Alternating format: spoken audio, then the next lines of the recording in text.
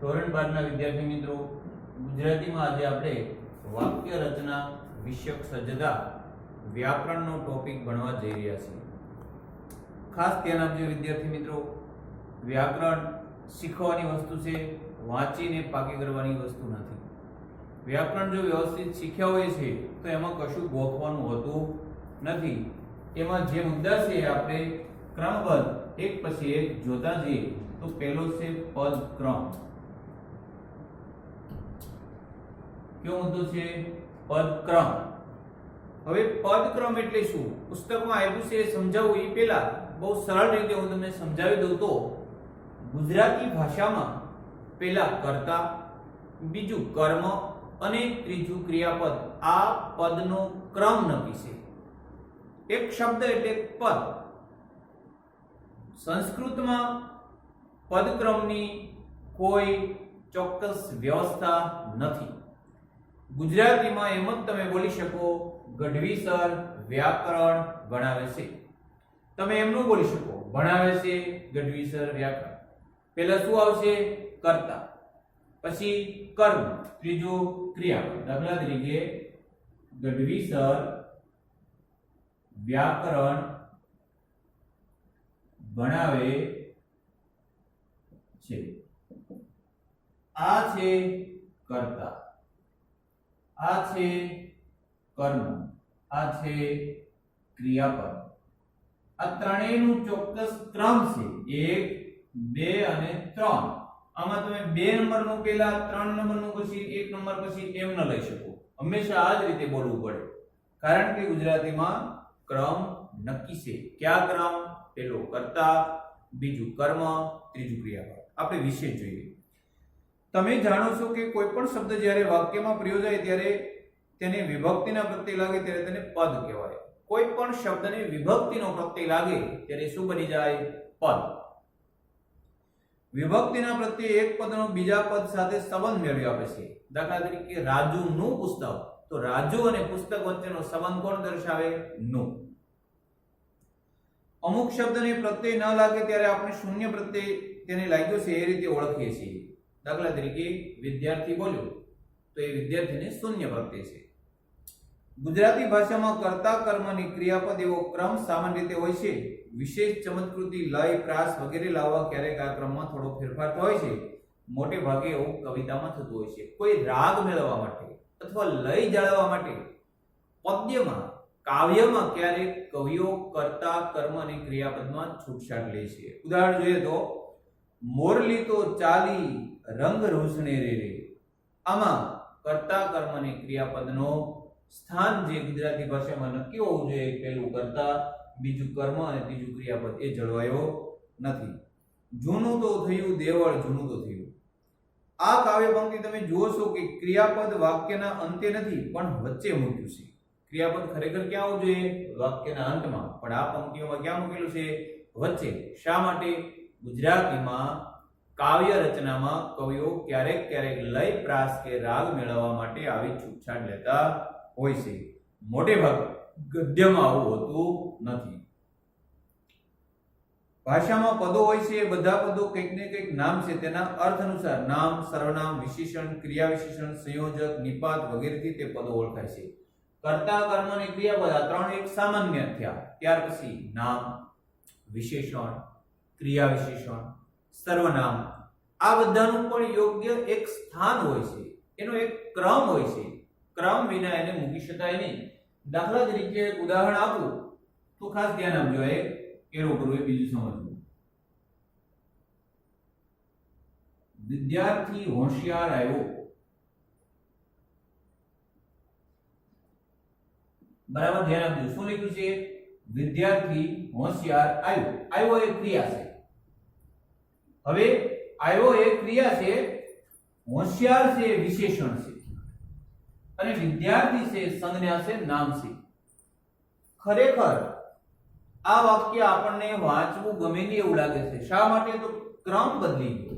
આ વિદ્યાર્થી છે સંજ્ઞા છે, નામ છે, હોશિયાર છે વિશેષણ છે, અને આવ્યો એ ક્રિયાપદ છે.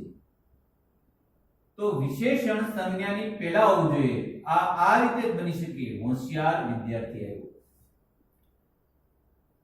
કારણ કે વિશેષણ છે એ નામને લાગે તો નામની પહેલા આ બાજુ આવવું જોઈએ. મોટો છોકરો સારો છે, એમ ન બોલાય છોકરો મોટો સારો છે. એટલે કે વિશેષણનો પણ એક ક્રમ હોય છે, સર્વનામનો પણ ક્રમ હોય છે. આપણે મૂળ પહેલા જોયા, પહેલા કર્તા, કર્મ અને ક્રિયાપદ. હવે ક્યાં ક્રિયા વિશેષણ મૂકવું, ક્યાં સર્વનામ મૂકવું, ક્યાં વિશેષણ મૂકવું, આનો આપણે વધારે વિસ્તૃત અભ્યાસ કરીએ. નામની વિશેષતા બતાવનાર પદ વિશેષણ અને વિશેષણ જે પદને લાગે તે પદ એટલે વિશેષ્ય. વિશેષ્ય એટલે સંજ્ઞા. પેલા વિશેષ્યની વ્યાખ્યા સમજી લો. જે કોઈ વસ્તુ છે એની ઓળખ આપતો શબ્દ એટલે વિશેષ્ય. દાખલા તરીકે આ શું છે તો કે પેન, માર્કર, આ વિશેષ્ય છે. એને સંજ્ઞા પણ કહેવાય અને નામ પણ કહેવાય. પણ સફેદ પેન તો સફેદ એનું વિશેષણ છે. વિશેષ્યની વિશેષતા દર્શાવે એને વિશેષણ કહેવાય.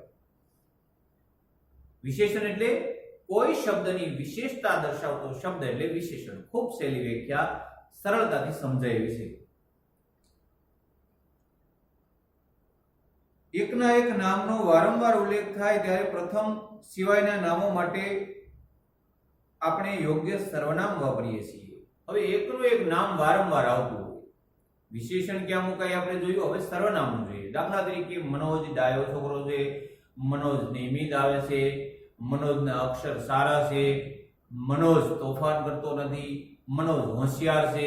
તો આમાં કયું મનોજ વારંવાર આવ્યું છે તો મનોજ 1 થી 2 વાર જ આવશે. બાકી એના માટે સર્વનામ વપરાશે. કયું સર્વનામ વાપરવું અને ક્યાં મૂકવું એ શીખવાનું છે. સામાન્ય રીતે વાક્યનો ક્રમ આ મુજબ છે. ખાસ ધ્યાન આપો. પરિવાર આખું પદ્ધતિસર સમજાવેલું છે. પદનો ક્રમ કઈ રીતે મૂકવો સામાન્ય રીતે, એટલે કે મોટે ભાગે, દરેક વખતે નહીં. તો પહેલા વિશેષણ, પહેલા શું આવશે વિશેષણ નંબર 1. બીજું વિશેષ્ય એટલે કે નામ નંબર 2. પછી વિશેષ્ય એટલે જ કર્તા થશે. ત્યારબાદ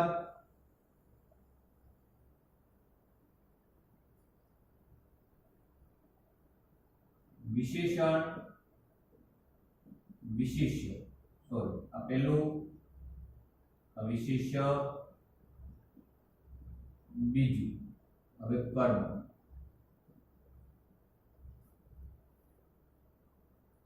ત્યારબાદ ક્રિયા વિશેષણ,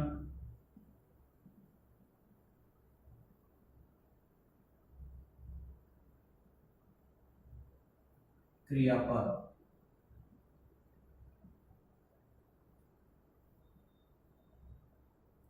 હવે ઘણા વિદ્યાર્થીઓને મૂંઝવણ થઈ છે. ફરીવાર સમજાવું છું.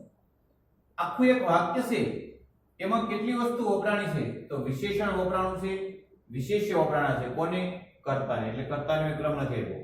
પાછા કર્મને પણ વિશેષ્ય વપરાયું છે અને ક્રિયાપદની ક્રિયા વિશેષણ વપરાયું છે. તો આ વાક્યના ક્રમ કઈ રીતે આપવા આપણે એક ઉદાહરણ સાથે જોઈએ. બરાબર ધ્યાન આપજો.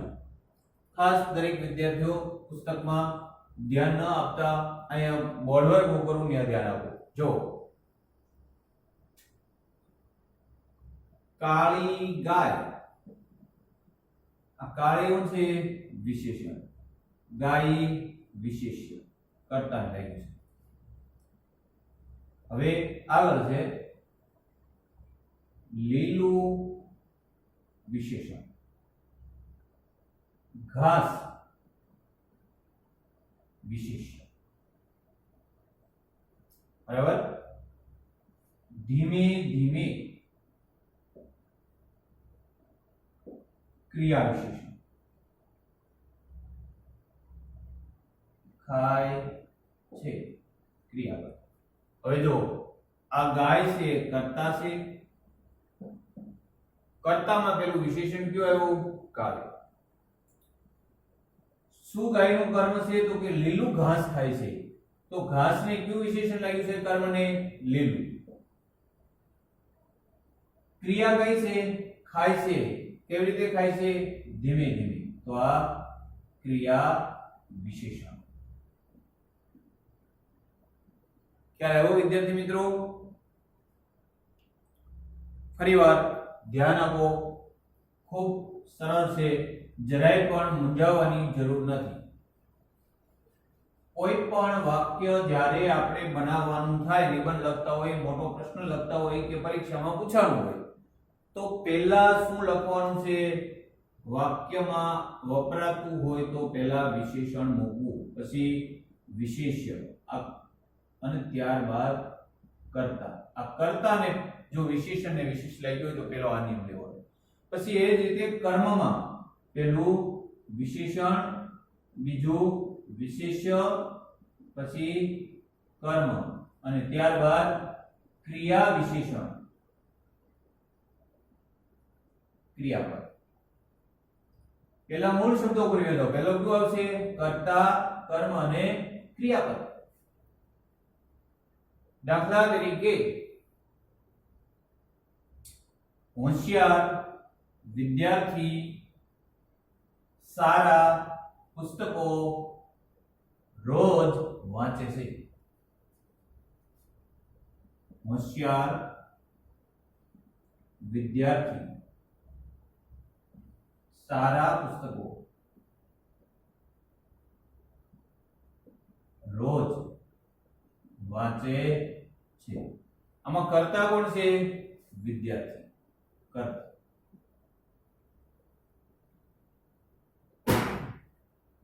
પુસ્તક છે, કર્મ છે, અને વાંચે છે ક્રિયાપદ છે. કર્તા, કર્મ અને ક્રિયાપદનો ક્રમ મળી ગયો. હવે જો કર્તાને વિશેષણ ક્યું લાગ્યું છે? હોશિયાર, તો એને પહેલું લીધું. કર્મને વિશેષણ ક્યું લાગ્યું? સારા. અને ક્રિયાને વિશેષણ ન લાગે, ક્રિયાને શું લાગે? ક્રિયા વિશેષણ રોજ. ખ્યાલ આવ્યો દરેકને વિદ્યાર્થી મિત્રો? કોઈ વાક્યમાં એકથી વધારે કર્મ હોય તો પહેલા ગૌણ કર્મ અને પછી મુખ્ય કર્મ. બીજી વાત વધારે વિસ્તૃત, પહેલા કર્તા પછી કર્મ. પણ કર્મમાં પણ જો બે કર્મ હોય તો પહેલા મુખ્ય કર્મ અને પછી ગૌણ કર્મ મૂકવું. પદોના ક્રમમાં ગમે તે ફેરફાર કરવાથી વાક્યનો અર્થ પામી શકાતો નથી જો આપણે તેને વાક્ય તરીકે ઓળખતા નથી. તમે પદનો ક્રમ બદલાવી નાખો તો એ વાક્ય જ ન રહે. દાખલા તરીકે આ જુઓ તમે, વિદ્યાર્થી હોશિયાર રોજ સારા વાંચે પુસ્તકો. તમે પદોના ક્રમ બદલાવી નાખો તો એ વાક્ય અર્થયુક્ત રહેતું નથી, એનું અર્થઘટન કરી શકાતું નથી. દાખલા તરીકે સ્ટેશન ઉપર બસની રાહ જોઈને ઉભેલા પેસેન્જરની સંખ્યા ઘણી હતી. હવે આ વાક્યમાં પદોને ગમે તે મૂકવાથી હતી બસની રાહ, સ્ટેશન ઉપર ઘણી સંખ્યા ઉભેલા જોઈને પેસેન્જરની, એ કશો અર્થ નથી. પહેલું વાક્ય અર્થયુક્ત છે, બીજું અર્થ વગરનું છે. શું ફેર છે? કર્તા, કર્મની, ક્રિયાપદની અદલા બદલી થઈ ગઈ છે. જ નિપાત સ્થાનમાં ફેરફાર કરવાથી પણ ભાર આપનાર પદ બદલાઈ જાય છે, એટલે અર્થમાં ફેરફાર થાય છે. નિપાત જે વપરાય એ નિપાત પણ જોવો પડે કે નિપાત ક્યાં વાપરવામાં આવ્યો છે, નિપાત કોના માટે છે. એ રીતે જ એના ક્રમ નક્કી કરીને નિપાત તમારે મૂકવો પડે. બરાબર ધ્યાન આપજો. દાખલા તરીકે આપણે એક ઉદાહરણ લઈએ. આજે જ ભણવું છે. આમાં નિપાત કયો છે? જ. કોને લાગ્યો છે? આજને. આજે જ ભણવું છે, કાલે નહીં, ગઈકાલે નહીં, આવતીકાલે નહીં, આજે જ. પણ એની જગ્યાએ તમે લખી નાખો આજે ભણવું જ છે, આજ છે. તો આયા જે નિપાત છે કોને લાગી ગયો? ભણવાની. આજને નહીં, ભણવું જ છે. રમવું નથી, રખડવું નથી, વાતો નથી કરવી, ટીવી નથી જોવું, શું કરવું છે? ભણવું જ છે. ફરીવાર જુઓ, આજે જ ભણવું છે. આમાં જો આજને વાર આપે છે, આજે ભણવું જ છે. હજી એનાથી આપણે હાલીએ. આજે ગુજરાતી જ ભણવું છે. બરાબર ધ્યાન આપજો. અહીંયા જ જુઓ, અહીંયા જ નિપાત કોને ભાર આપે? આજે, કાલે નહીં. અહીંયા ભણવું છે, રમવું નથી. અહીંયા ગુજરાતી, ગણિતની, વિજ્ઞાનની, સમાજની, હિન્દીની, બીજા કોઈ વિષય. એટલે નિપાત જે છે જે વાક્યનો ભાર દર્શાવવાનો હોય એ વાક્યની બાજુમાં ધ્યાન રાખી મૂકવો પડે, નહીતર અર્થ બદલી જાય. ઉદાહરણ આપણે જુઓ, તમે આજે અમદાવાદ જશો. તમે, બીજું કોઈ નહીં. બીજામાં જુઓ, તમે આજે જ. અહીંયા તમે નહીં, આજની વાત થઈ. ત્રીજામાં તમે અમદાવાદ જ જશો. તમે નહીં, આજે નહીં, અમદાવાદ જ જશો ને, ભાવનગર નહીં ને. ચોથું, તમે આજે અમદાવાદ જશો જ, ક્રિયા ઉપર જશો જ કે નહીં જાઓ. પહેલામાં જ કોને લાગ્યો છે? તમે, એટલે તમારું મહત્વ દર્શાવે. બીજામાં આજે જ, આજનું. ત્રીજામાં અમદાવાદ જ, અમદાવાદનું. અને ચોથામાં જશો એટલે કે જવાનું. અહીં જની પૂર્વે મુકાયેલા પદ પર ભાર મુકાય છે, એટલે દર વખતે પૂછનારનો સ્વરભાર અલગ અલગ હોય છે. આપણે જ્યારે બોલીએ ત્યારે જને બોલતી વખતે સ્વરને ભાર આપવો પડે. તમે ભણવામાં જ ધ્યાન આપો તો ભણવા જ ત્યાં ભાર આવશે. પરિણામે પૂછનારનો ઈરાદો સ્પષ્ટ કરી શકાય છે. ગમે ત્યાં જ મૂકવાથી કહેવાથી ઈરાદો હોય એ વાચનથી તેનો અર્થ જુદો જ સમજાય. ઉદાહરણ જોઈએ, ગામમાં એક શાકભાજી વાળો ફેરિયો આવ્યો. જો, ગામમાં એક શાકભાજી વાળો ફેરિયો આવ્યો છે. હવે બીજું જુઓ, ગામમાં શાકભાજી વાળો એક ફેરિયો આવ્યો. ગામમાં એક, બે ની એક. ઓલામાં શું દર્શાવે છે? ગામમાં શાકભાજી વાળો એક ફેરિયો આવ્યો. ઓલામાં એમ થાય એક શાકભાજી વાળો, એક જ રાખતો તો રીંગ નાખી. એટલે સમજો એક ક્યાં વાક્ય મૂકવાનું છે. બીજું, શુદ્ધ ભેંસનું દૂધ પીવું જોઈએ. આનો અર્થ શું થાય? ભેંસ શુદ્ધ હોવી જોઈએ, ભેંસને નવડાવેલી હોવી જોઈએ, બ્યુટી પાર્લરમાં તૈયાર કરેલી હોવી જોઈએ, એવી ભેંસનું દૂધ પીવાનું. આ વાક્યનો અર્થ આ થાય. પણ ભેંસનું શુદ્ધ દૂધ પીવું, તો અહીંયા અર્થ બદલી જાય. દૂધ શુદ્ધ હોવું જોઈએ, દૂધમાં કાંઈ મિશ્રણ, ભેળસેળ, પાણી કાંઈ હોવું જોઈએ નહીં. શુદ્ધ ભેંસનું દૂધ નહીં, ભેંસનું શુદ્ધ દૂધ. ત્રીજું, શહેરમાં સરકારી માંદા ઢોરનું દવાખાનું હોય છે. જો, શહેરમાં સરકારી માંદા ઢોર, માંદા ઢોર છે પણ કેવા? સરકારી. આવો અર્થ થાય. પ્રાઇવેટ નહીં, સરકારના ઢોર છે, એની માંદા છે. પણ એને આમ લખીએ તો શહેરમાં માંદા ઢોરનું સરકારી દવાખાનું હોય, તો કે દવાખાનું સરકારી છે, પ્રાઇવેટ નથી. બિલાડી ખાવા માટે દિવાલ ઉપર ચડી. એક વાક્ય ખોટું છે. ખાવા માટે બિલાડી દિવાલ ઉપર ચડી. બિલાડી, પેલું વાક્ય જુઓ, બિલાડી ખાવા માટે દિવાલ ઉપર ચડી. આમ અર્થ બરાબર બંધબેસતો નથી, પણ ખાવા માટે બિલાડી દિવાલ ઉપર ચડી. ટૂંકમાં વાક્યમાં કર્તા, કર્મ, ક્રિયાપદ, વિશેષણ, વિશેષ્ય, સર્વનામ, ક્રિયા વિશેષણ અને નિપાતને યોગ્ય ક્રમમાં મૂકવાની રીત એટલે પદક્રમ. ક્યાં ક્યાં પદનો યોગ્ય ક્રમ હોવો જોઈએ? તો કે કર્તા, કર્મ, ક્રિયાપદ. પછી કર્તાને વિશેષણ હોય, કર્મને વિશેષણ હોય, ક્રિયાપદને ક્રિયા વિશેષણ હોય, સર્વનામ હોય, ક્રિયા વિશેષણ હોય અને નિપાત. જે યોગ્ય જગ્યાએ મૂકવાની રીત એટલે પદક્રમ. આ આમ તો 7મા ધોરણથી તમે થોડું તો ભણીને આવ્યા છો. આજે આપણે વિસ્તારથી ભણ્યા. પહેલો જે આપણે ટોપિક ભણ્યા એ કયો હતો? પદક્રમ. હવે બીજો બે જ ટોપિક ભણવા છે, જેનું નામ છે પદ સંવાદ. પુસ્તકમાંથી સમજાવું એ પહેલા તમને સમજાવ્યું કે પદક્રમ એટલે શું. પેલા કરતા, પછી કર્મ અને ક્રિયાપદ, આ પદક્રમ. પણ પદ સંવાદ એટલે શું? તો લિંગ પ્રમાણે, વચન પ્રમાણે વાક્ય હોવું જોઈએ. દાખલા તરીકે, ગાય ઊભી છે. ગાય છે શું છે? સ્ત્રીલિંગ. ઊભી છે એ ક્રિયાપદમાં સ્ત્રીલિંગ કર્યું. પણ કોઈ એમ બોલે તો ગાય ઊભું છે, કોઈ એમ બોલે તો ગાય ઊભો છે.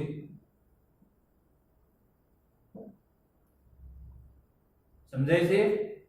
કર્તા, કર્મ અને ક્રિયાપદની યોગ્ય ક્રમની ગોઠવણી એટલે પદક્રમ અને લિંગ વચન પ્રમાણે ગોઠવણી એટલે પદ સંવાદ.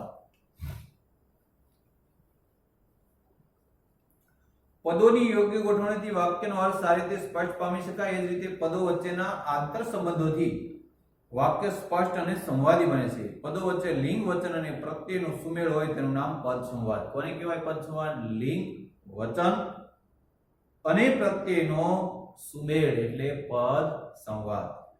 દાખલા તરીકે સારું પુસ્તક, અહીં પુસ્તક એક વચન છે, નપુંસકલિંગ છે. સારી ચોપડી, સારો ઘોડો, સારા પુસ્તકો. અહીં સારા વિશેષણને તેના વિશેષ્ય લિંગ, વચન અનુસાર બદલાવવું પડે છે. વાક્યમાં પદો વચ્ચે જો કોઈ સુમેળ ન હોય તો સમગ્ર વાક્ય અર્થહીન, અસ્પષ્ટ રહે. દાખલા તરીકે એક ઉદાહરણ જુઓ. ગુરુજીએ એક ભજન ગાય અને પછી ધૂન ગાઈ. ગુરુજીએ એક ભજન ગાય અને પછી ધૂન ગાયું. કેવું વાક્ય લાગે? જુઓ, ગુરુજીએ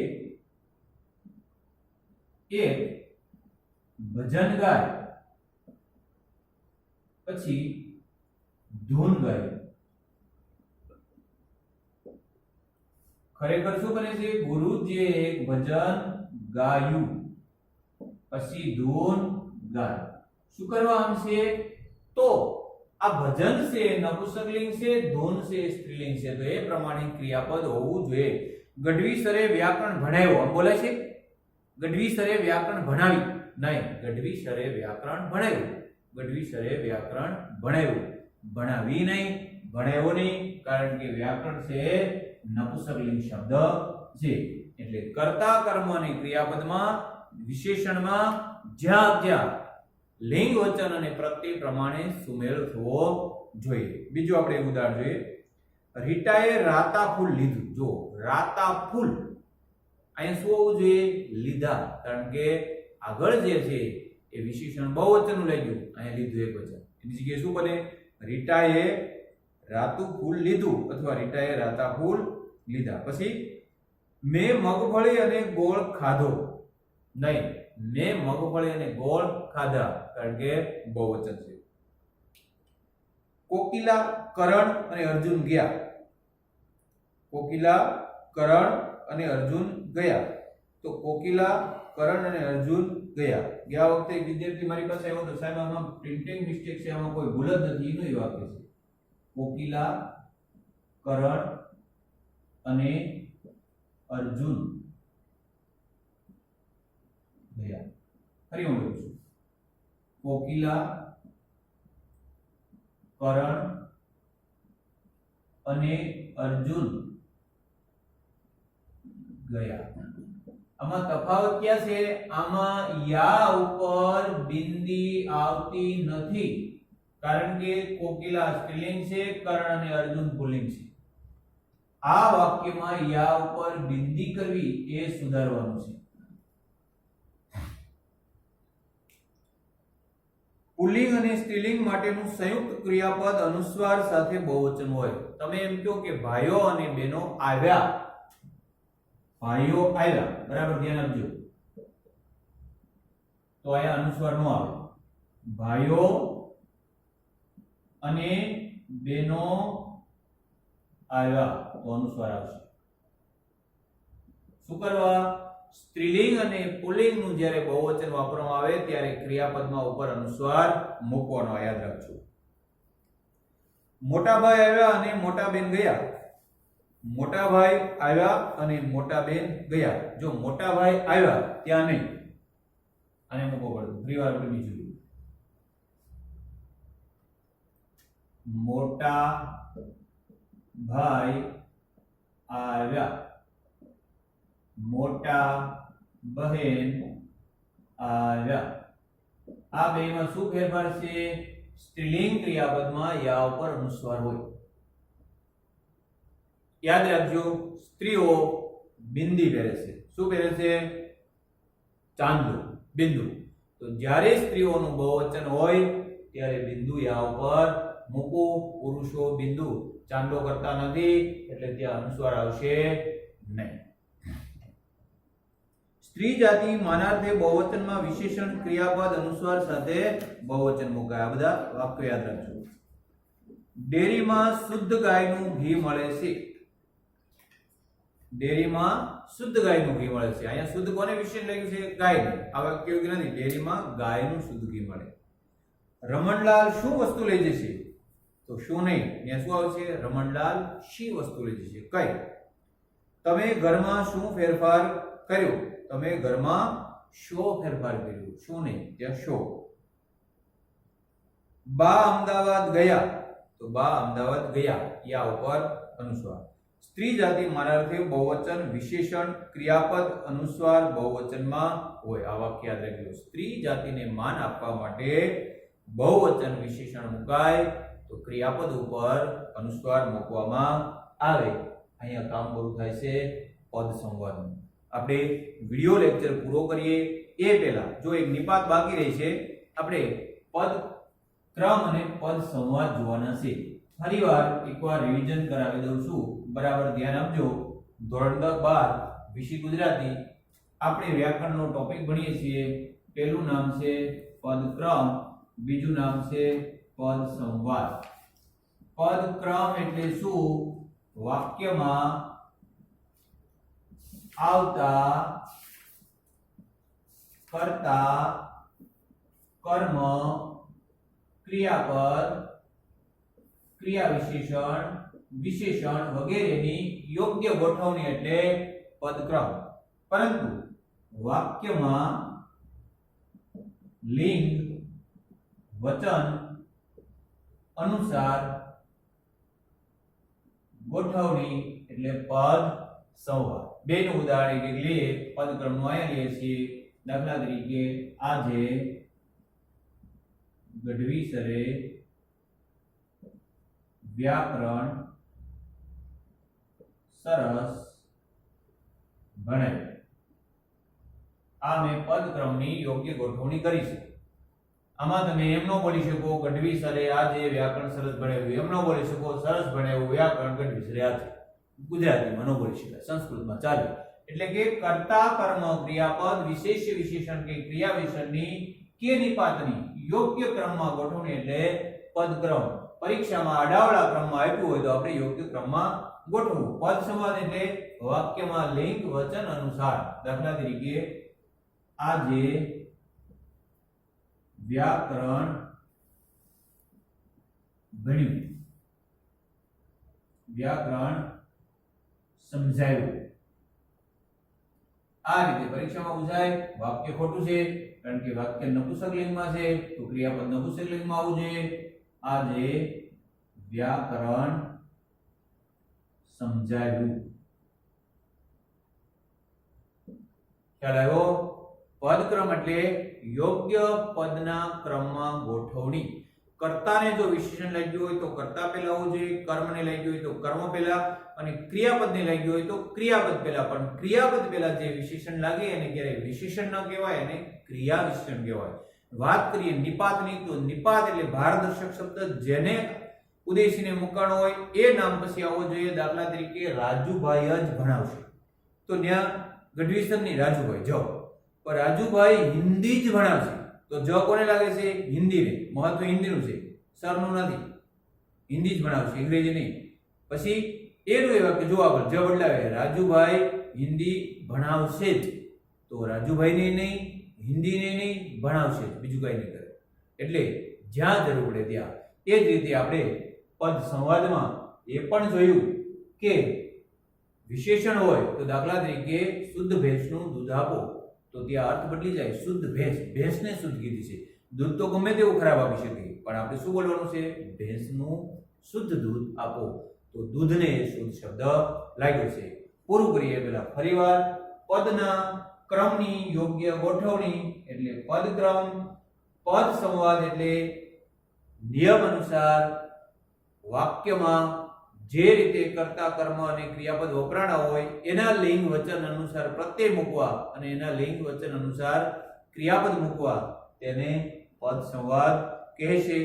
નિપાત શબ્દ જે આપણે થોડુંક ભણી ગયા છો, પણ નિપાતના પ્રકાર હજી બાકી છે એ આવતા વિડિયો લેક્ચરમાં ભણશું. દરેક વિદ્યાર્થીઓને પદક્રમ અને પદ સંવાદ આવડવા જોઈએ. પુસ્તકમાં આપેલા એક વખત ઉદાહરણનું ફરીવાર વાંચન કરી દેજો. જય હિન્દ, જય ભારત.